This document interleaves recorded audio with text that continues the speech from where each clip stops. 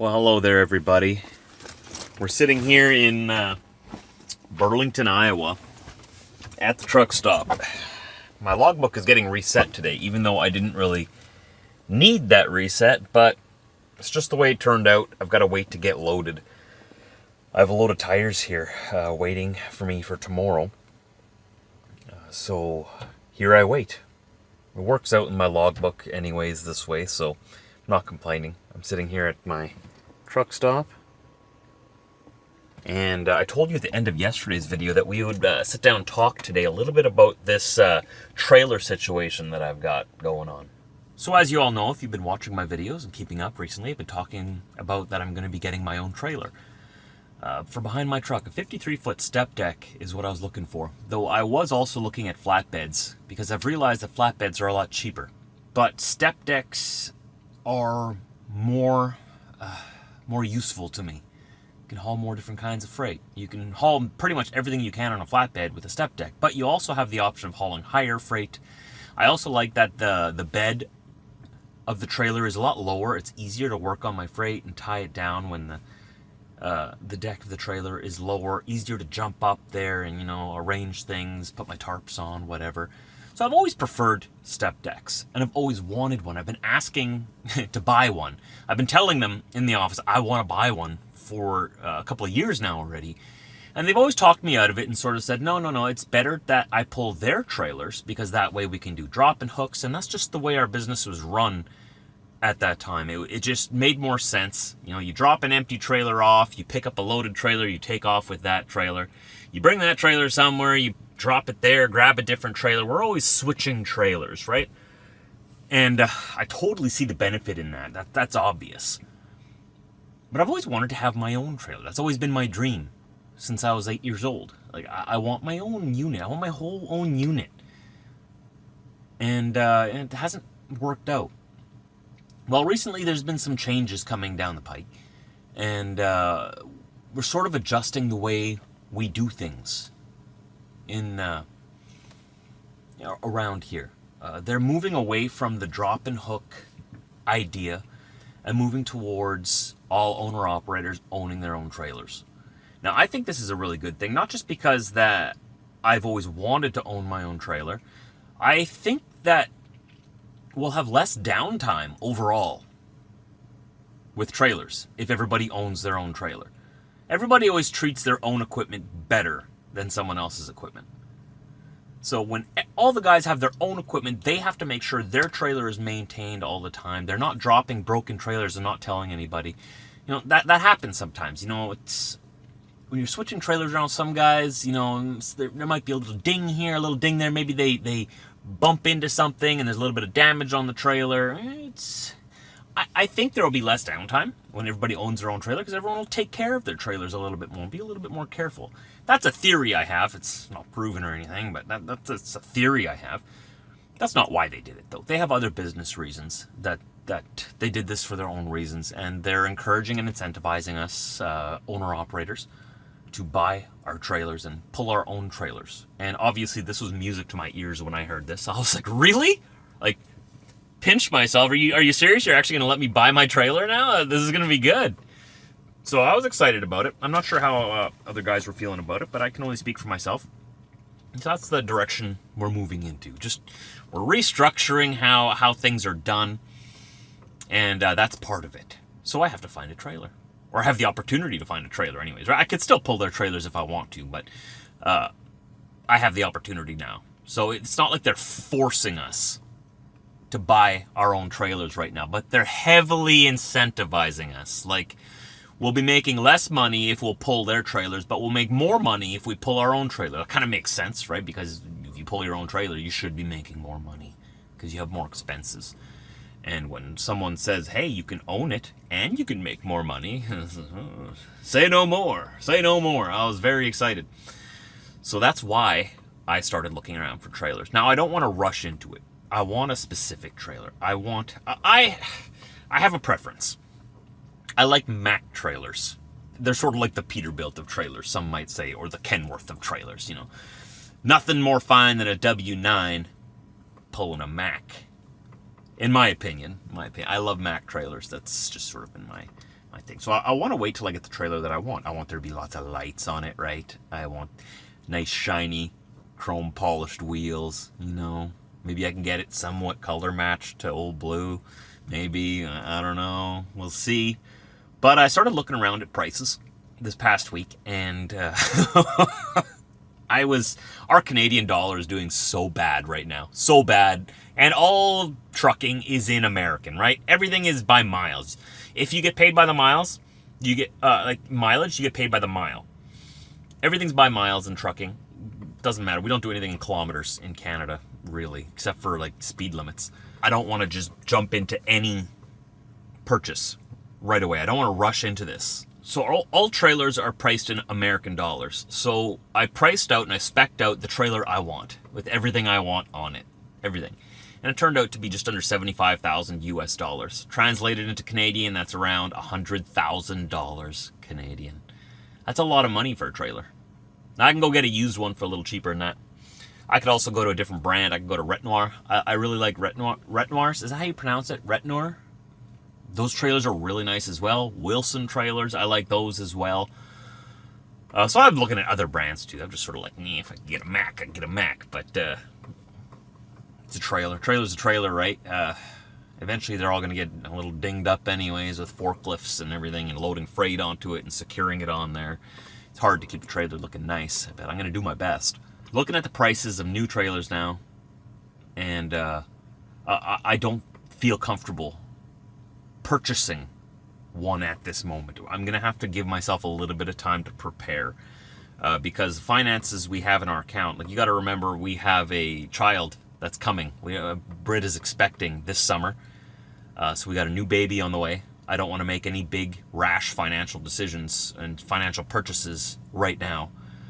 Not that it would be rash, but it's something that wasn't really planned, right? I wasn't planning on buying a trailer this year. I didn't know they were going to come to me and give me the option. Like, hey, you want to have a trailer? Like, you can make more money if you get your trailer right now.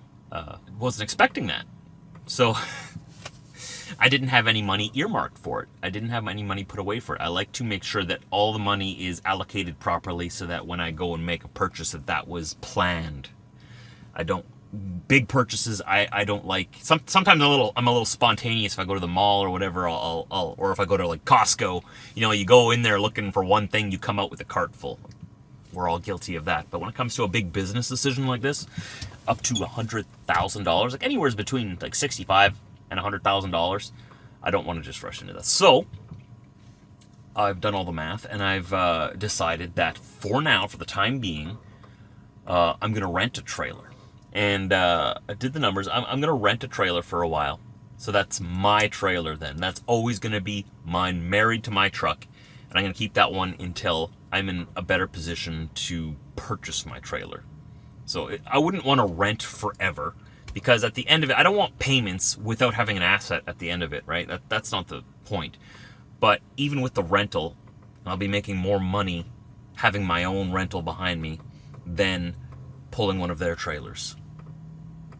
So that's what I've decided to do. It's not going to be mine, but I am going to rent one. I've already got it booked. I've already got it waiting for me back at home already. So as soon as we deliver this load that I'm picking up tomorrow and I get back to our yard, I'll drop this trailer and I'll go pick up my rental. It's not mine, but it'll be mine only. I'll be the only one pulling it because I'll be paying for it. And then we're going to pull that through this year. We're going to, get through the birth of our second child. I'm going to take 2 weeks off there once the child is born because Brit's having a C-section, so I have to be there to help her with things. And then our family is going to sort of come together and help as well. So I'm going to have to go back to work, and they're going to help Brit at home because she can't really do any lifting. We have another 2-year-old toddler that we've got to look after. It's going to be really difficult for her. So we have family that's going to help us out for that. But I don't want... like I said, I don't want to make any big purchases. So this is the direction I'm going with my business now. I'm really happy about this. I'm happy that I'm going to have a trailer that's just mine, that I don't have to pass it around and share it with other people. I can take care of it. I can make sure it's always 100% good to go. Since it's a rental, I'm not going to have to worry about the maintenance. I'm paying for them to maintain it, the rental company. So they'll take care of all of that. And then when I'm ready maybe next year, or maybe the year after. I'm not too sure. We'll see how long we can, or how fast we can prepare ourselves. It might just be a year. It might be 6 months, but it might be a year. We're going to go and purchase our own. So I'm going to work my way up towards that. I wish I could tell you that I'm going to own it, but the one I rented, I'm pretty happy with because it's very similar to the one I'm actually going to buy. Yeah, that's all I really had to update you on this whole trailer situation. Gotta wait a little bit. I want to be extremely cautious. You know, when I was single before I met my wife, I would have probably just jumped into buying one. Well, obviously, I wouldn't have a kid on the way then, but I would jump into buying one. But now that I have a family at home, we have a family house and home and yard. You know, our bills are considerably higher than they were when I was single. I have a lot of more responsibility now, and I've got people at home that depend on me, children that depend on me to not make any dumb decisions. They depend on me to make sure that the decisions I make aren't foolish, so that they have food on the table, food in the fridge, a roof over our head, a vehicle to drive, gas in the tank, clothing, diapers. We're gonna need a lot of diapers. So that's all on me. That's all on my shoulders, and that's my responsibility. I'm the provider. I'm the breadwinner. We're fortunate enough that Britt is able to stay at home and raise our children, which was our plan all along, and I'm very thankful that we're able to make that work. I love that we can make that work. It makes me extremely happy, and it makes me extremely proud of my wife that you know, she's a great mom. She's a great mother, and I'm so happy that she can be there every second of every day with our children. That's a blessing. So I'm out here working, not for me, but for them. So I've weighed all my options, and this is the route I've decided to take. And I know what you might be thinking, like, oh, well, renting a trailer, isn't that just throwing money out the window? Like, why wouldn't you just go and buy one? For the reason that I was stating before, like, I don't have money set aside for that. I don't want to finance $100,000. I don't want to finance anything, really. I don't want any more debt right now. I'm trying to get some other debt taken care of first. I had my goals to get rid of debt by the end of this year, and I'm still working towards that. I don't want to add more onto the pile right now. And I don't have any money set aside for a down payment on financing either. It doesn't make sense to plunge myself further into debt at this moment right when we're expecting a new child, and I didn't feel comfortable doing that. It didn't feel right in here, you know. No, just go with the rental. That way I don't have any more debt piled on me. Yeah, I do have that extra payment, but I will be making more money as well, which will pay for that payment. And then the benefit of that is that I have no one else pulling the trailer that I pull. So it may not be what you would have decided to do. I can understand that, but I've done a lot of thinking about this over the past couple of weeks, and I had to come up with an answer by the end of this month, before March 1st. I think we had until March 8th, actually. I think they extended it to the first Monday in March 8th. But, yeah, they gave us an extra week to decide, because we have new paperwork to sign and such. It was the best option for me. We'll hold on to it until I'm ready, but I also have to make sure that I earmark that money into a separate account. I would love to just buy one outright. We'll take it 1 month at a time. How about that? You know, eventually one day we'll buy the trailer and we'll have that asset, and we'll see where business takes us from there, you know? Who knows? Maybe one day I'll have more than one truck. Maybe I'll buy another truck. I'll put a driver in this truck, or put a driver in my other truck and buy another trailer. I don't know. You know, you want to keep on growing and expanding. We're here only for a short amount of time, and I'm only healthy and able to work for a certain amount of time until I get old. And then I want to retire, and I've got to make sure that I am prepared financially to retire, and retire comfortably. Man, I want to be able to at least rely. I don't need to be rich. I don't need to be filthy rich and, you know, living in Mexico or Fiji for the rest of my life, but I'd like to go there. I'd like to go to Mexico once a year. That'd be nice. Maybe go to Fiji once. That's very expensive to go there. Maybe I can go there once, maybe twice in my life. We'll see. I want to be able to take my family to places, take my kids to Disney World. I want to be able to take a Europe trip and go see Europe. I'd love to go see, like, Japan and East Asia. Like, I'd love to see that. I just want to go to Tokyo and see how they manage to feed 35 million people in one city. Like, the logistics of that as a truck driver, it blows my mind. How do you do it? Where does the food come from? Like, how do you get it into the city? Because everyone's got to eat. Like, the infrastructure you need to house 35 million people in one city, and it's so clean. Have you ever seen videos from Japan? Like, I have so much respect for Japanese people. Their culture, just everything is spotless, clean all the time. They're all so respectful. You don't see the same problems there that you see here. They probably have their own problems, but I mean, it's just different. And I'd love to go see that one day, and that all takes money too, so we'll see what happens. Those are on the want list. I have a couple of things on the need list that need to be addressed first, but I'm excited about this. So this is my last trip pulling one of their trailers, like I said, so I'm excited to move forward into this new phase, one more step towards owning my whole unit, and so we're getting there. So I don't have any other footage to show you today. I've just been literally sitting right here with Diesel, hanging out, playing Farm Simulator.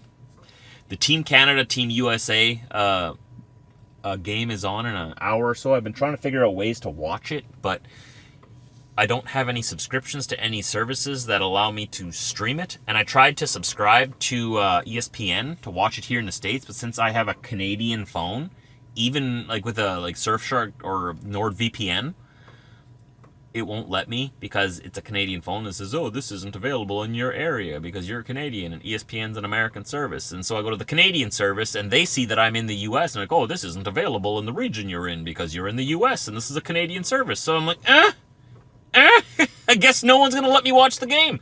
So I guess I'll just get updates as they go and I'll just keep playing my game. We'll see. By the time you watch this, the game's long over already. So I'm watching this before the game. I hope Team Canada can redeem themselves and win this time against Team USA. And I really hope that nobody booed anybody's national anthems in this game. I really don't like that. I think we're better than that as Canadians. I don't think we should be booing anybody's national anthems. I understand why it's being done. Obviously, I live in the world that you live in too. I get it. I get the anger and frustration, but I really thought and I really feel that us Canadians are a little bit more, we're a little better than that. We don't need to boo anyone's national anthem. So that's my opinion on that. Whether or not we lost or won the game, I hope it was entertaining. I'm sure it was. The last one sure was, wasn't it? It was like 3 fights in the first 9 seconds. Okay, I'm going to close it off there. Tomorrow we'll be picking up this load and headed back to Saskatchewan, and then from there heading back to the yard to grab our trailer. Well, I'm going to call it my trailer, okay? I'm just going to foreshadow this. The trailer is, I'll be honest with you, it's a rental. It's not really my trailer. But I'm going to call it mine because I'm the only one that's going to be using it. So once we deliver this load in Saskatchewan, we're going to go back, switch trailers, and hook onto my trailer. And then continue on with the week. So thanks for joining me for this little update. I hope I didn't bore you. But if I did, I apologize. Tomorrow will be more interesting. But thanks for sticking around all the way to the end. I'll see you tomorrow.